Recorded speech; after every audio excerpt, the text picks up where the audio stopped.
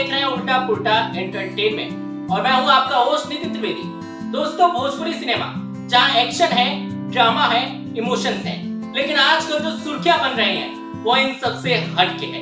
Industry में ऐसा भूचाल आया, ऐसे ऐसे खुलासे हुए हैं कि पूछे नहीं। आज मंगलवार का दिन है और गर्मा गर्म खबरें इतनी हैं कि आपको कुर्सी से उठने नहीं देंगे। एक तरफ बैड टच का विवाद तो दूसरी तरफ पत्नी के आत्मदाह की धमकी वाला पोस्ट।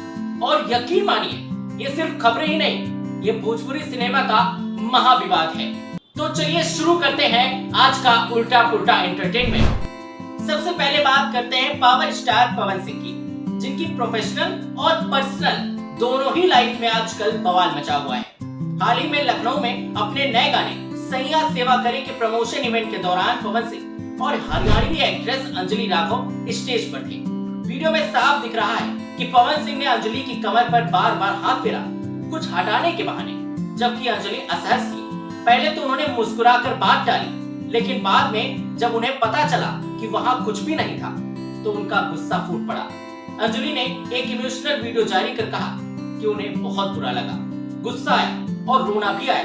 उन्होंने तो यहाँ तक ऐलान कर दिया कि वो अब भोजपुरी इंडस्ट्री छोड़ रही हैं, क्योंकि उन्हें वहां सुरक्षा और सम्मान नहीं मिलता और वो हरियाणवी इंडस्ट्री में काम करेंगी जहां उन्हें ज्यादा सुरक्षित महसूस होता है।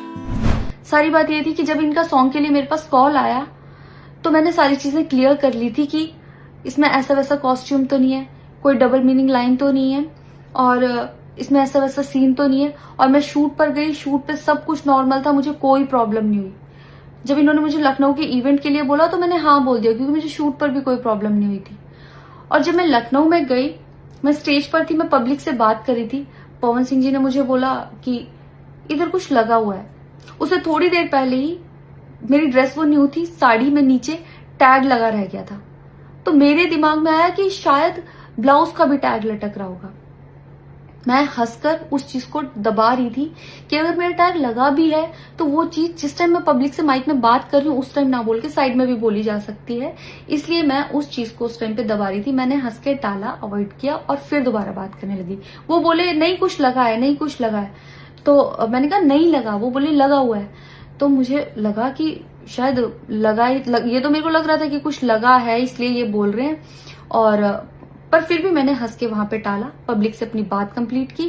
कंप्लीट करने के बाद जब मैं अपने टीम मेंबर से मैंने पूछा साइड में जाके कि कुछ लगा है, क्या लगा है, उन्होंने बोला कुछ भी नहीं लगा था। जब मैंने देखा मेरे सच में कुछ नहीं लगा था, तब मुझे बहुत ज्यादा बुरा लगा, गुस्सा आया और रोना भी आया। लेकिन मुझे ये नहीं समझ आया कि मैं अब क्या करूं यहाँ पर, क्योंकि जहां मैं गई थी लखनऊ में, पवन सिंह जी खुद भी वहीं के रहने वाले हैं, उसी जगह पर इवेंट था। जितना वो क्राउड था वो सारा उनका फैन बेस था। उनको भगवान बोल रहे थे और भक्त बोल बोल के उनके पैरों में गिर रहे थे। वो उनका फैन बेस था, क्राउड था।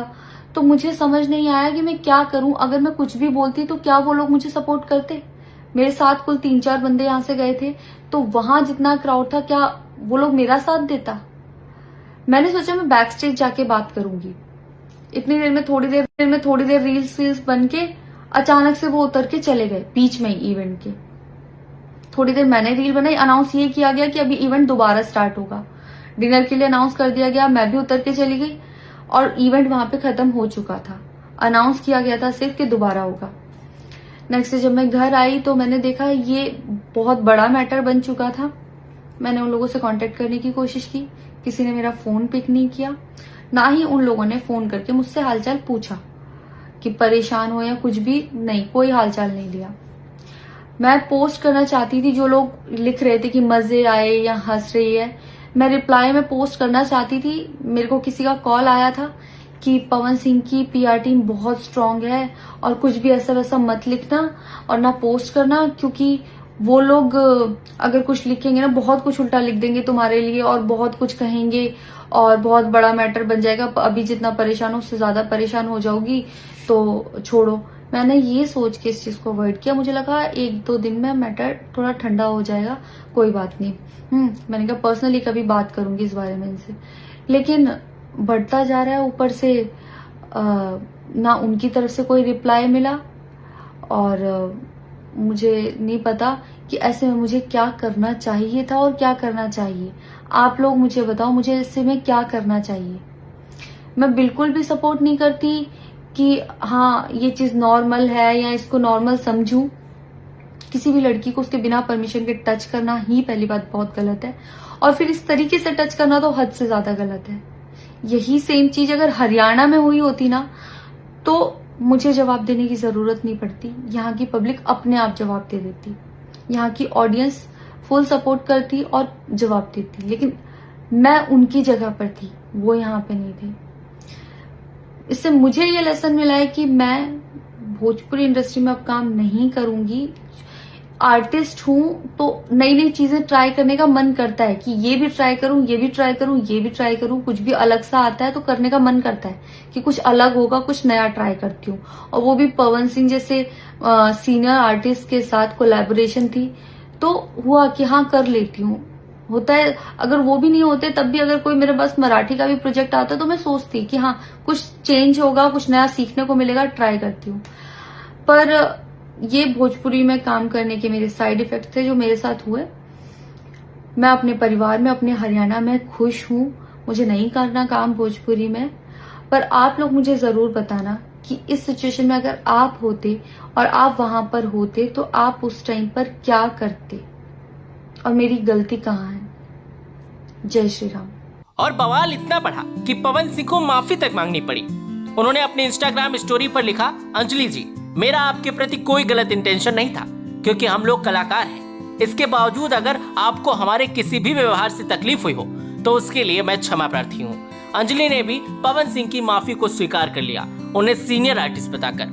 लेकिन उन्होंने साफ कर दिया कि वो इस मुद्दे को अब और आगे बढ़ाना नहीं चाहती। पर दोस्तों, क्या सिर्फ माफी मांग लेने से ही बात खत्म हो जाती है? सोशल मीडिया पर जनता ने पवन सिंह को जमकर लताड़ा और कई लोग तो उनके पुराने विवादों, खासकर अक्षरा सिंह वाले मामले से इसकी तुलना कर बैठे।